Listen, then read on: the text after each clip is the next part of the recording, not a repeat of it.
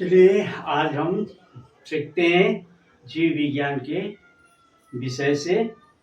सबसे पहले हम जीव विज्ञान का परिचय जानेंगे। जीव विज्ञान है क्या? इसके पहले मैं आपको भौतिक विज्ञान के बारे में बता चुका हूँ और विज्ञान किसे कहते हैं ये भी मैं बता चुका हूँ।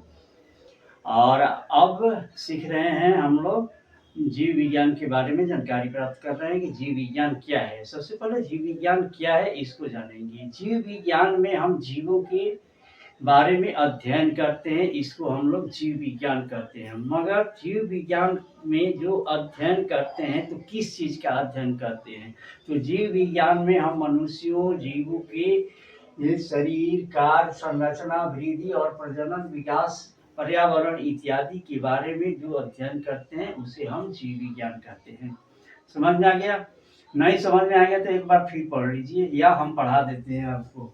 जीव विज्ञान वह विज्ञान है जिसमें हम जीवों के जीवन, संरचना, कार्य, वृद्धि, प्रजनन, विकास और पर्यावरण के संबंध में अध्ययन किया जाता है या जीव के बारे में अध्ययन करने वाला विज्ञान जीव विज्ञान कहलाता है। इतना समझ में आ गया? ये तो साधारण शब्द है। साधारण शब्द से भी हम समझ सकते हैं कि जीव मतलब जीवों के लिए अध्ययन करना है। तो जीवों के बारे में यदि हम अध्ययन करते हैं तो उसको हम लोग जीव विज्ञान करते हैं। और उस किस चीज का अध्ययन करते हैं तो उनकी संरचना का, उनका विकास का, उनमें वृद्धि का, उनके जीवन में किस प्रकार से परिवर्तन होता है, पर्यावरण में किस प्रकार से वे रहते हैं, इन सारी चीजों को मिलाकर हम जो अध्ययन किए वही क्या हो गया? जीव विज्ञान हो गया। अब तो समझ में आ गया होगा। चलिए हम आगे बढ़ते हैं। जीव विज्ञान को 3 भागों में बांट करके हम अध्ययन करते हैं। तो एक होता है जिसको कहते हैं हम लोग वनस्पति विज्ञान।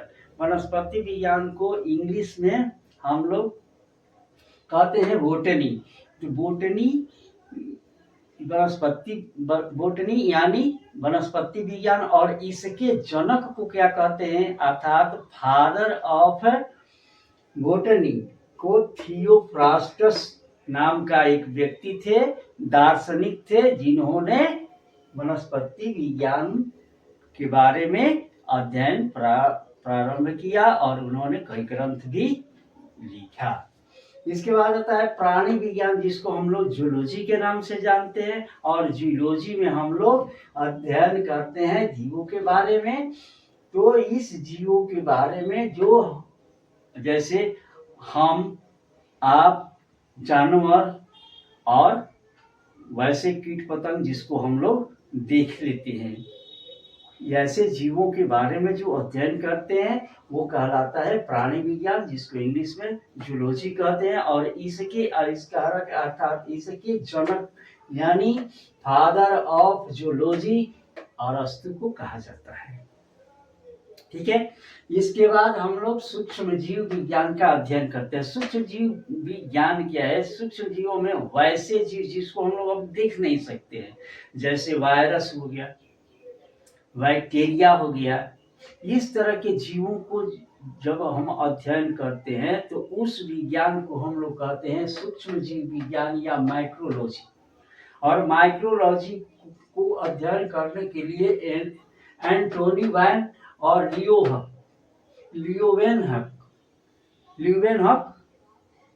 एंटोनी वैन और ल्यूवेनहॉक, ये 2 ऐसे व्यक्ति जो दार्शनिक हुए जिन्होंने वायरस, बैक्टीरिया, कवक इत्यादि के बारे में जानकारी हासिल की। और इन्होंने ही माइक्रोस्कोप का निर्माण किया जिससे इन चीजों को हम लोग देख सकते हैं। वैसे जीव जिसको हम लोग आंखों से नहीं देख सकते हैं वही कहलाता है आपका सूक्ष्म जीव। ठीक है। अब ये हो गया हमारा जीव विज्ञान का मुख्य शाखा। लेकिन जीव विज्ञान का जो हम अध्ययन करते हैं, जिसमें जूलॉजी है, वनस्पति विज्ञान है, सूक्ष्म जीव है, इसको हम लोग लगभग 20 भागों में बांट करके, शाखाओं में बांट करके इसका अध्ययन करते हैं।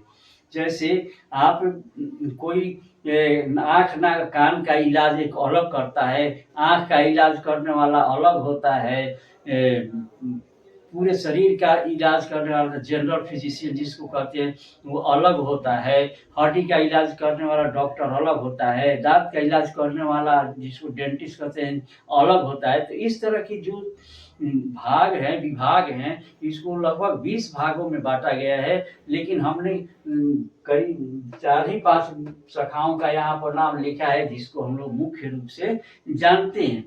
तो इसमें कोशिका विज्ञान जिसको हम लोग साइटोलॉजी कहते हैं, इसमें कोशिका का अध्ययन किया जाता है कि कोशिका हमारा किस प्रकार कार्य करती है और किस प्रकार हमारे शरीर को निर्माण में यह सहायक होती है, किस प्रकार हमारे जीवन प्रदान करने में यह सहायक होती है, इत्यादि इस चीज़ों के बारे कोशिका के बारे में हम लोग अध्ययन करते हैं।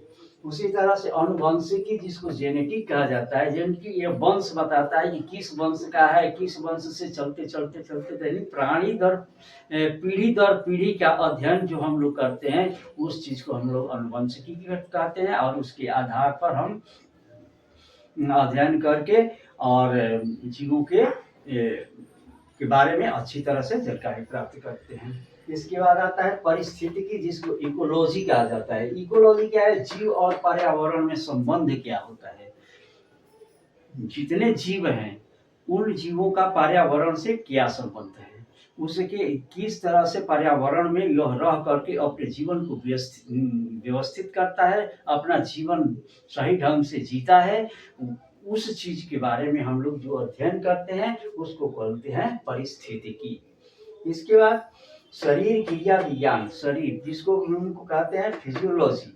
तो इसमें होता क्या है कि शरीर हमारा किस प्रकार से कार्य करता है, उस कार्य सही ढंग से करता है नहीं करता है, हमारे शरीर में कौन सा अंग किस तरह से कार्य करते हैं उसके विषय में हम अध्ययन करते हैं। यह कार्य करने के में सक्षम है नहीं है, इस तरह के चीज़ों के बारे में हम अध्ययन करते हैं। अर्थात शरीर के बारे में जो हम अध्ययन करते हैं उसका हम कहते हैं शरीर क्रिया विज्ञान। शरीर हमारी किस प्रकार क्रिया करती है उसके लिए जो अध्ययन करते हैं उसको शरीर क्रिया। तो इसके बाद वर्गीकी मतलब टॉक्सोनॉमी अर्थात जीवों का वर्गीकरण। जीव को तरह तरह के भागों में बांट करके उसका अध्ययन करते हैं। जानवर के लिए अलग भाग हो जाता है, वनस्पति के लिए अलग विभाग हो जाता है, आदमी के लिए अलग विभाग हो जाता है। तो इस तरह से अलग अलग विभागों में इनको बांट करके जो अध्ययन किया जाता है उसको हम लोग कहते हैं वर्गीकी अर्थात टॉक्सोनॉमी। समझ में आ गया? और इस तरह से तो जीव विज्ञान का महत्व क्या हुआ, जीव विज्ञान का क्या महत्व है हमारे जीवन में। तो जीव विज्ञान का महत्व है कि इससे रोगों को इलाज करने में सहायता मिलती है। हम लोग को समझ सकते हैं कि यह कौन सा रोग है और क्यों हुआ है, इसका इलाज क्या हो सकता है। कृषि में सुधार कर सकते हैं।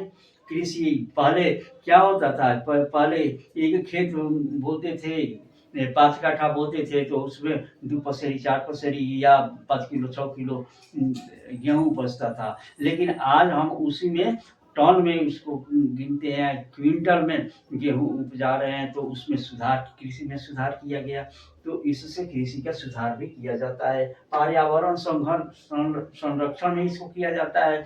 आजकल देख रहे हैं कि बहुत से जानवर, बहुत से जीव क्या हो रहे हैं, वह विलीन के कगार पर हैं। जैसे आजकल तो हमको तो गौरवैया दिखाई ही नहीं देती है कि गौरवैया कहाँ है, गौरवैया कहाँ चली गई, उनकी चहचहाहट अब सुनने को मिलता ही नहीं है। जबकि 4 बजे भोर से ही ये चहचहाना शुरू कर देती थी। अब हमको घर में सुनने को नहीं मिलता है, ना आवाज तो दूर रहा, उनको देखना भी दुर्लभ हो गया है कि कहाँ वह है, पता ही नहीं चल रहा है कि कहाँ पर है। आजकल कौवे भी कम दिखाई दे रहे हैं। हमारे छत पर तो गिलहरियाँ, बहुत सारी गिलहरियाँ आती थी, या कुछ दिनों से मात्र एक गिलहरी ही दिखाई देती है। जबकि कितनी गिलहरियाँ आती थी कि उसकी रखवाली करना पड़ता था। जब हम किसी छत पर किसी पौधे को लगाते थे तो पौधों को भी कुतर दिया करती थी। लेकिन आज हम देख रहे हैं कि वे गिलहरियाँ दिखाई ही नहीं देती है, न उनके रहने का जगह मिल रहा है, और पर्यावरण इतना दूषित हो गया है कि ये सभी बन रहे हैं। तो ये इस तरह से जो होता है पर्यावरण की संरक्षण करने में सहायता मिलती है। जैसे तरह तरह के उद्यान बनाए गए हैं, जैसे पटना में संजय गांधी उद्यान बनाया गया है ना। अब उसके बाद मानव शरीर की जानकारी मिलती है कि शरीर की रचना किस प्रकार की गई है, कहाँ कौन चीज है, वो किस प्रकार से कार्य करता है, हृदय किस प्रकार से कार्य करता है, श्वसन क्रिया किस प्रकार से होती है, पाचन क्रिया किस प्रकार से होती है। इस तरह तरह की जानकारी जो मानव शरीर की जानकारी मिलती है। और इन शरीर में होने वाले तकलीफ या किसी भी चीज को सुधार लाने के लिए दवाइयाँ दी जाती है। उन दवाइयों को बनाने में जीव विज्ञान हमारा बहुत ही महत्वपूर्ण भूमिका निभाता है। तो इस प्रकार से इसका महत्व हो गया कि रोगों का इलाज समझने में, कृषि सुधार में, पर्यावरण में, मानव शरीर की जानकारी में और दवाइयाँ इत्यादि बनाने में सहायता प्रदान करता है हमारा जीव विज्ञान। तो इस प्रकार से हम आज जीव विज्ञान का परिचय समाप्त होता है। कल मिलेंगे। Thank you.